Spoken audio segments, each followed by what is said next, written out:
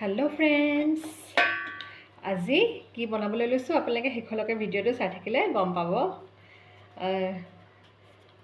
বিশেষকৈ আপোনালোকক এটা মই টিপছ দিছোঁ যিহেতু আজি ঠাণ্ডা বতৰ, গতিকে আমি কিবা গৰম গৰম এটা বস্তু খোৱাই ভাল নহয়নে? সেয়েহে এনেকৈ মই আলু কাটি লৈছোঁ দেই। আলু মই 2টা লৈ লৈছোঁ আৰু পিঁয়াজ মিডিয়াম চাইজৰ এটা লৈ লৈছোঁ। গতিকে চটপটা টেষ্টি কিবা এটা বনাম। আৰু ভিডিঅ'ছবিলাকনো কেনেকুৱা লাগিছে কমেণ্ট ছেকশ্যনত জনাবলৈ নাপাহৰিব। আলু টুকুৰা টুকুৰকৈ কাটি লৈ পেলাই বইল কৰি ল'লোঁ। এতিয়া আলুৰ বাকলিখিনি গুচাই লৈছোঁ। আপোনালোকে পিছে আলুৰ কোনটো ৰেচিপি আটাইতকৈ চবতছে প্ৰিয় আৰু কোনটো আটাইতকৈ ঘৰত সহজতে বনায় কমেণ্ট ছেকশ্যনত জনাবচোন। এতিয়া মই আলুৰ বাকলিখিনিও গুচাই ল'লোঁ আৰু কেৰাহীত মই অকণমান মিঠাতেলত পিঁয়াজখিনিও দি দিছোঁ। পিঁয়াজখিনি দি দিয়াৰ পাছত অকণমান গল্ডেন ব্ৰাউন হ'বলৈ দিম। আলুৰ যিখিনি আচলতে মই পিটিকি থৈছিলোঁ সেই আলুৰ পিটিকাখিনিও এনেকৈ দি দিবলৈ লৈছোঁ। মা মছলা বুলি ক'বলৈ গ'লে তেনেই কমটি মছলাই ব্যৱহাৰ কৰিম। আন্দাজমতে নিমখ, হালধি, জিৰা গুড়ি, ধনিয়া গুড়ি আৰু গৰম মছলা গুড়িহে আচলতে ব্যৱহাৰ কৰিম। জলকীয়া গুড়ি ব্যৱহাৰ নকৰোঁ। আমচুৰ পাউডাৰ থাকিলে আমচুৰ পাউডাৰ অকণমানো দিব পাৰে। মই অকণমান কিন্তু নেমু টেঙা অকণমান চেপি দিছিলোঁ আৰু ধনিয়া পাত শেষত ছটিয়াই দিছোঁ। গোটেইখিনি একেলগে লৰফৰ কৰাৰ পাছত আমাৰ এইটো আলুপোৰ ৰেডি হৈ গৈছে বুলি ক'ব পাৰি।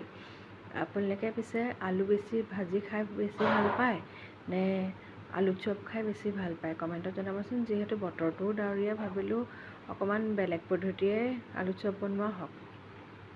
আমি এনেকৈয়ে বনাওঁ, কিন্তু মা মছলা বহুত বেছি দিওঁ, কিন্তু মই আজি কমটি মা মছলা দি পেলাই এনেকৈ ৰান্ধিবলৈ লৈছোঁ। এতিয়া মই এটা বেটাৰ বনাই ল'লোঁ।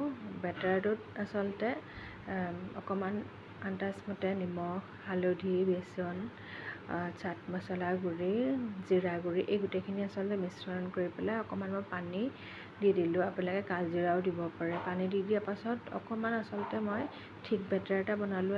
বহুত আচলতে পনীয়া বেটাৰ এটা বনোৱা নাই, যাতে গোটেইখিনি আচলতে আলুখিনিত নালাগে, সেনেকৈও আচলতে বনোৱা নাই।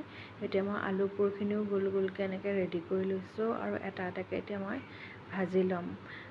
গৰম তেলত এনেকৈ ভাজি পেলাই খোৱা মজাই বেলেগ, সেইকাৰণে এটা এটাকৈ এতিয়া মই বনাই লৈছোঁ।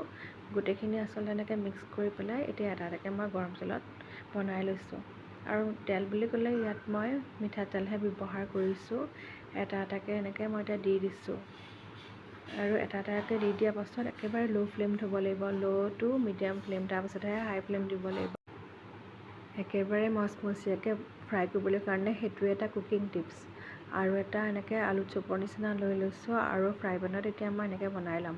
কেৰাহীত বনালে এটা এটাকৈ বনাবলগীয়া হয় আৰু বেছি আচলতে তেল দিবলগীয়া হয়।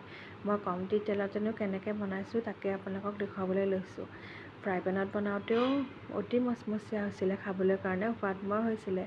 ল' মিডিয়াম টু হাই ফ্লেমত এনেকৈ বনাই ল'লোঁ। শেষত মই জলকীয়া 2-3টামান দি দিছোঁ, যাতে আলু চপৰ লগত এনেকৈ জলকীয়া আৰু লগতে মই চাটনিও বনাই লৈছোঁ।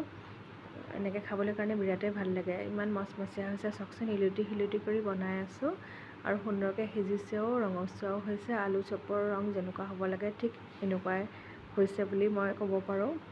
আৰু এতিয়া মই বিশেষকৈ জলকীয়াকেইটাও এনেকৈ ফ্ৰাই কৰি লৈছোঁ। এনেকৈ আপোনালোকে কেতিয়াবা বনাই খাইছেনে কমেণ্টত জনাবচোন। জলকীয়াকেইটা দিয়াৰ পাছত যে ইমান সুন্দৰ হৈছিলে আলু চপকেইটা লগত জলকীয়া খাবলৈ কাৰণে বিৰাটেই সুন্দৰ হৈছিলে। আৰু আপোনালোকে বিশেষকৈ গ্ৰীণ চাটনিও ঘৰতে বনাই খাব পাৰে।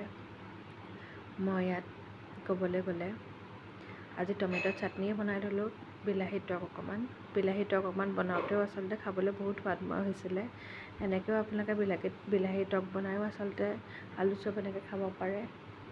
যেনেকৈ আচলতে যিটো চাটনি আচলতে বনায় সেই চাটনিটোৰ লগতে আচলতে খাবলৈ বেছি সোৱাদময় হ'ব। সাধাৰণতে গ্ৰীণ চাটনিৰ লগত, বেছি জ্বলা চাটনিৰ লগত খাবলৈ আলু চপকেইটা বেছি ভাল হয়।